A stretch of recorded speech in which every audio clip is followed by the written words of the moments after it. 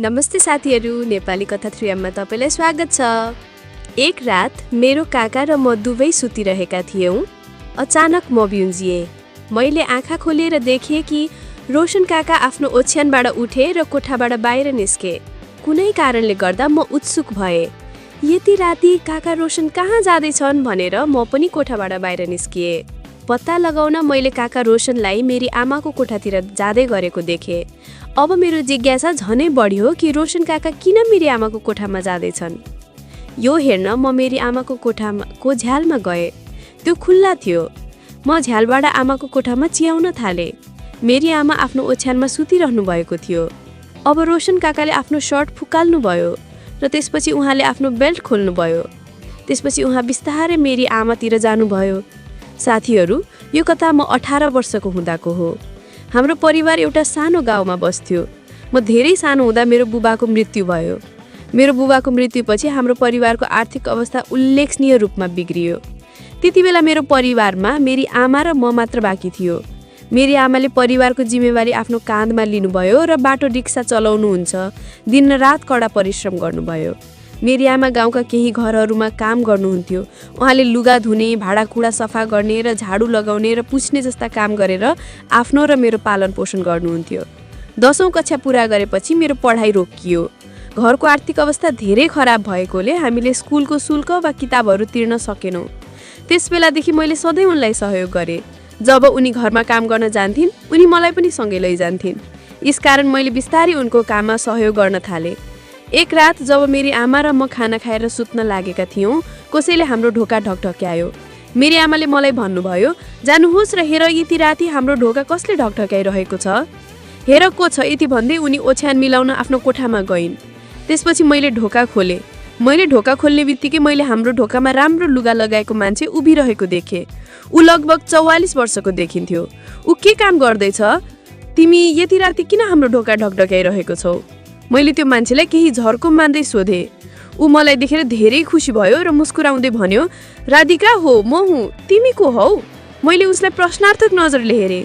मैले थाहा पाउनुभन्दा अगाडि नै त्यो मान्छेले अचानक मलाई उठायो र आफ्नो काँधमा राख्यो र खुसी हुँदै भन्यो, प्रिया, म तिम्रो काका हुँ, रोशन काका, तिम्रो बुबाको साथी। रोशन काकाको आवाज सुनेर मेरी आमा आफ्नो कोठाबाट दौडदै बाहिर निस्किन्। उनी तिनीहरूको अगाडि उभिन् र भनिन्, रोशन। अब मेरी आमा र रोशन काका एकअर्कालाई हेरिरहेका थिए। तिनीहरू दुवै आफ्नो नजरमा हराइरहेका थिए। यस्तो लाग्यो कि तिनीहरू संसारबाट बेखबर थिए। लगभग 3-5 मिनट बित्यो, तर उनीहरू दुवैले एकअर्कालाई हेरिरहे। त्यसपछि मैले भने, आमा, यो को हो? मैले यो प्रश्न सोध्ने बित्तिकै मेरो आवाज सुनेर दुवै होसमा आए। उनी फर्किए। त्यसपछि रोशन काकाले मलाई आफ्नो काँधबाट तल झारे। म गएर मेरी आमाको छेउमा उभिएँ। मेरी आमाको अनुहारमा अनौठो खुसी थियो। त्यसपछि मेरी आमाले भन्नुभयो, राधिका, यो तिम्रो रोशन काका हुँ। उनी तिम्रो बुबाको धेरै पुरानो साथी हुन्। उनलाई नमस्कार भन। त्यसैले मैले उसलाई अभिवादन गरेँ र ऊ हाम्रो घरमा आयो। रोशन काका घरभित्र आउने बित्तिकै उसले मेरी आमाको कम्मरमा हात राख्यो। त्यसपछि मेरी आमा लजाउनु भयो र भानासोमा जानुभयो। जब म भानासोमा गएँ, मैले त्यहाँ आमालाई खाना पकाउने तयारी गरिरहेकी देखेँ। म यो गर्दै थिएँ। मैले बुझिनँ कि हामीले अघि भर्खर खाना खाएका थियौँ। त्यसो भए आमा कसको लागि खाना पकाउने हुनुहुन्छ? म आमा कहाँ गएँ र सोधेँ, तिमी अहिले कसको लागि खाना पकाउँदैछौ? तिम्रो काका रोशनको लागि। त्यो बिचरा मान्छे धेरै लामो यात्रा पछि आएको छ। ऊ भोकाएको हुनुपर्छ। आमाले मलाई चिन्तित स्वरमा भन्नुभयो। मैले भने, ठिकै छ, तर मलाई यो भन, यदि यो मेरो बुबाको पुरानो साथी हो, त्यसो भए तिमी यहाँ किन? आमाले भनिन्, ओहो, ऊ त यही गाउँको थियो। ऊ यही बस्थ्यो। ऊ तिम्रो बुबालाई भेट्न आउँथ्यो। ऊ हरेक दिन हाम्रो घरमा आउँथ्यो जब तिम्रो बुबा घरमा हुनुहुन्थेन। उसले मलाई मद्दत गर्थ्यो। ऊ एकदमै राम्रो मान्छे थियो। त्यति बेला धेरै रमाइलो थियो। हामीले धेरै रमाइलो गर्यौँ। जब तिमी जन्मिएका थियौ, ऊ साउदी गयो र अब धेरै वर्षपछि ऊ फर्किएको छ। ऊ एक्लै बस्छ। उसको कोही छैन। त्यसैले ऊ यहाँ बस्न आएको थियो र जे भए पनि उसको बाहेक अरू को छ? म भोलि बिहान ऊ घर जान्छ। आमाले मलाई यो सबै बताउँछिन्। ऊ धेरै खुसी थियो। ऊ धेरै स्मार्ट देखिन्थ्यो र उसको आँखामा एक अनौठो चमक थियो। म त्यति बेला सानै थिएँ, त्यसैले म केही बुझ्न सकिनँ।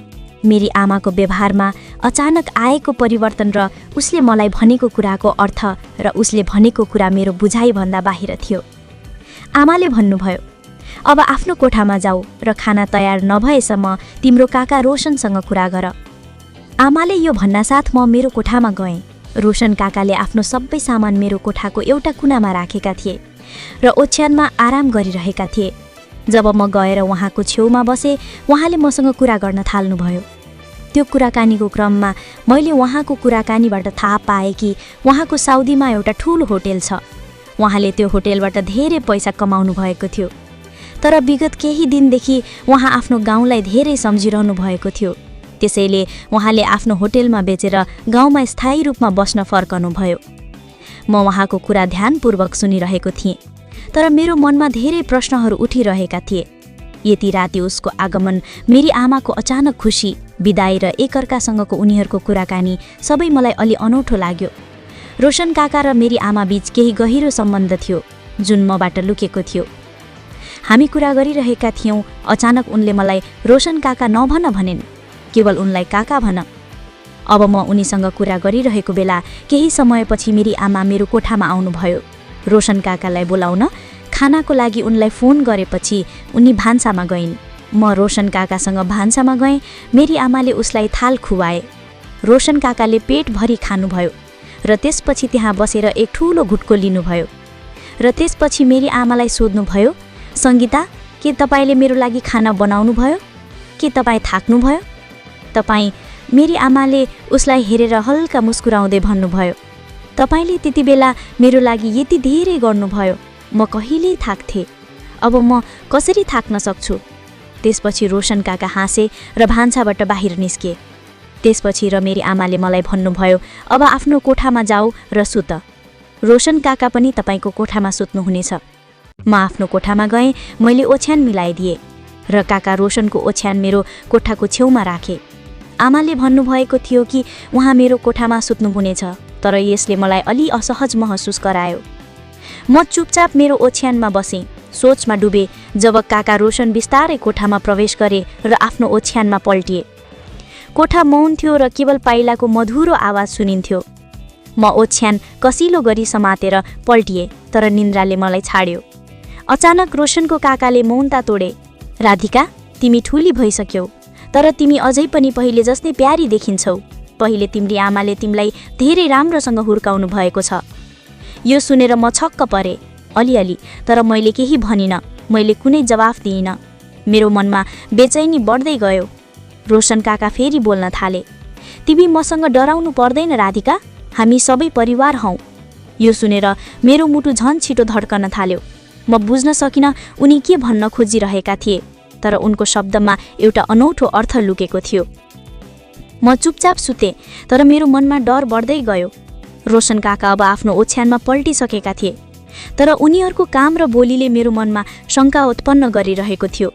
म सुत्ने प्रयास गरेँ, तर मलाई केही गलत भइरहेको जस्तो महसुस भयो। रातिको गहिरो सन्नाटामा मलाई आफ्नै घरमा असुरक्षित महसुस भयो। लगभग 15देखि 20 मिनेटपछि रोशन काका उठे र ढोका बन्द गरे। त्यसपछि उहाँले बत्ती निभाउनुभयो र आफ्नो ओछ्यानमा पल्टनुभयो। म तुरुन्तै निदाएँ। केही समयपछि अचानक म उठेँ। मैले आँखा खोलेँ र रोशन काका ओछ्यानबाट उठेको देखेँ र कोठाबाट निस्कनु भयो। मलाई थाहा छैन किन मलाई उत्सुकता जाग्यो कि रोशन काका यति राति कहाँ जाँदैछन्। म कोठाबाट बाहिर निस्किएँ। पत्ता लगाउन मैले रोशन काकालाई मेरी आमाको कोठातिर जाँदै गरेको देखेँ। रोशन काका किन मेरी आमाको कोठामा जाँदैछन् भन्ने कुराको जिज्ञासा झनै बढ्यो। म मेरी आमाको कोठाको झ्यालमा गएँ। त्यो खुला थियो। मैले झ्यालबाट आमाको कोठामा हेर्न थालेँ। मेरी आमा आफ्नो ओछ्यानमा सुतिरहनु भएको थियो। अब रोशन काकाले आफ्नो सर्ट फुकाल्नुभयो र त्यसपछि आफ्नो बेल्ट खोल्नुभयो। त्यसपछि उहाँले मेरी आमालाई त्यही चिज दिनुभयो जुन मेरो बुबाले दिनुहुन्थ्यो। मेरी आमा र रोशन काका दुवै पसिनाले भिजेका थिए। दुवै यति जोडले सास फेर्दै थिए कि उनीहरूको सास फेर्ने आवाज कोठाभरि गुन्जियो। अब मलाई निद्रा लाग्न थालेको थियो, त्यसैले म आफ्नो कोठामा फर्किएँ र सुत्न गएँ। बिहान उठ्दा मैले रोशन काकाको ओछ्यानमा हेरेँ, तर उहाँ आफ्नो ओछ्यानमा हुनुहुन्थ्यो। त्यसपछि मलाई रातिको घटना याद आयो, त्यसैले म छिटो उठेर कोठाबाट बाहिर निस्किएँ। आमाको कोठाको ढोका बन्द थियो, तर झ्याल खुल्ला थियो। म आफ्नो ठाउँमा बसेँ। आमाको कोठातिर हेर्दै केही समयपछि मैले ढोकाको तालचा खुलेको आवाज सुनेँ।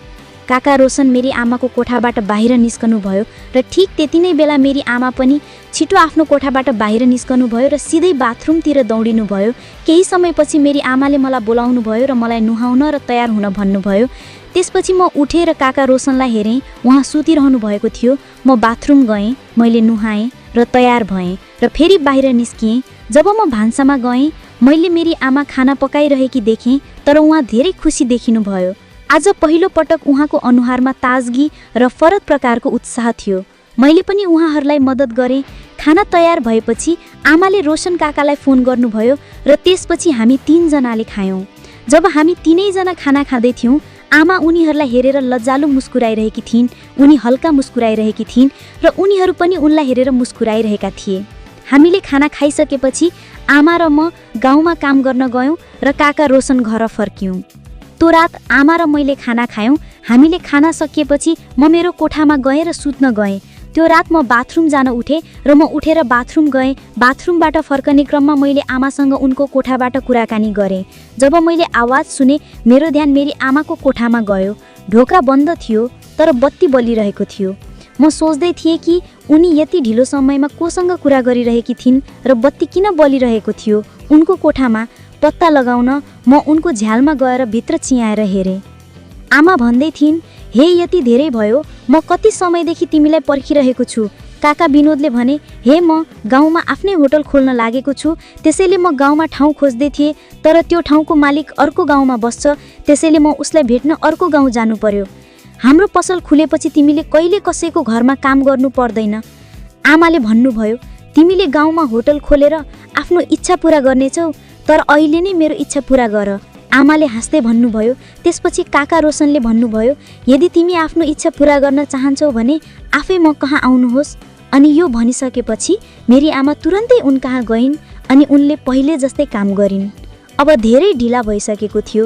मलाई धेरै निद्रा लागेको थियो, त्यसैले म आफ्नो कोठामा गएर सुत्न गएँ। भोलिपल्ट बिहान उठ्दा म आफ्नो कोठामा गएर त्यहाँ कोही नभएको पाएँ। त्यसपछि म आमालाई खोज्दै भान्सामा गएँ। उनी पहिले नै नुहाइरहेकी थिइन् र खाना तयार गरिरहेकी थिइन्। सायद रोशन काका त बिहान चाँडै निस्कनु भएको थियो, त्यसैले आमा पनि चाँडै उठ्नुभयो र सबै काम सक्नुभयो। म बाथरुम गएँ, तयार भएँ र त्यसपछि भान्सामा गएँ आमासँग। उनको अनुहार पहिलेभन्दा बढी चम्किरहेको थियो। उनको अनुहारबाट स्पष्ट देखिन्थ्यो कि उनी धेरै खुसी थिइन्। सायद रोशन काकासँग बिताएका रातहरूले उनलाई नयाँ ऊर्जा र आत्मविश्वास दिएको थियो। उनी मुस्कुराउँदै खाना पकाउँदै थिइन् र मलाई लाग्यो कि उनी मबाट केही लुकाएकी थिइन्। हामी बीच अव्यक्त कुराकानी भइरहेको थियो, तर म चुपचाप उनीहरूलाई मद्दत गर्न जारी राखेँ, मानौ केही भएको नै छैन। मैले बुझेँ कि रोशन काका अब हाम्रो जीवनमा नयाँ भूमिका खेल्दै हुनुहुन्छ। खाना खाएपछि हामी दुवै गाउँमा कामको लागि निस्क्यौँ। हरेक राति रोशन काका हाम्रो घरमा आउँथे र मेरी आमासँग समय बिताउनुहुन्थ्यो। समय मैले स्वीकार गरिसकेको थिएँ कि यो दैनिक दिनचर्या भइसकेको छ। दिनभरि काम गर्दा मलाई थकाइ लाग्थ्यो, त्यसैले म उनीहरूको कुराकानीबाट बच्न चाँडै सुत्न जान्थेँ। अर्को केही दिनहरूमा मैले याद गरेँ कि मेरी आमा र काका रोशन बीचको सम्बन्ध बलियो हुँदै गयो। उनीहरू खुलेर सँगै समय बिताउन थाले। मैले पनि मेरी आमाको लागि धेरै गर्न थालेको थिएँ र मेरी आमाले उनको हरेक आवश्यकताको ख्याल राख्दै हुनुहुन्थ्यो। एक रातमा उनीहरूको कुराकानी सुनिरहेको थिएँ। अचानक मैले ठुलो स्वरमा हाच्छिउँ गरेँ। म दौडेर मेरो कोठामा गएर 3 वा 4 पटक हाच्छिउँ गरेँ। हाच्छिउँ गरेपछि म उनीहरूको कुराकानी हेर्न वा सुन्न फर्केर गइनँ, किनभने मलाई धेरै निद्रा लागेको थियो। केही महिनापछि रोशन काकाले गाउँमा एउटा ठुलो घर बनाउनु भयो र त्यसको छेउमा एउटा ठुलो पसल बनाउनु भयो, जहाँ उनले होटल व्यवसाय सुरु गरे। आफ्नो पसलको उद्घाटनको दिन उहाँले मलाई र मेरी आमालाई लगाउनको लागि धेरै राम्रा लुगा दिनुभयो।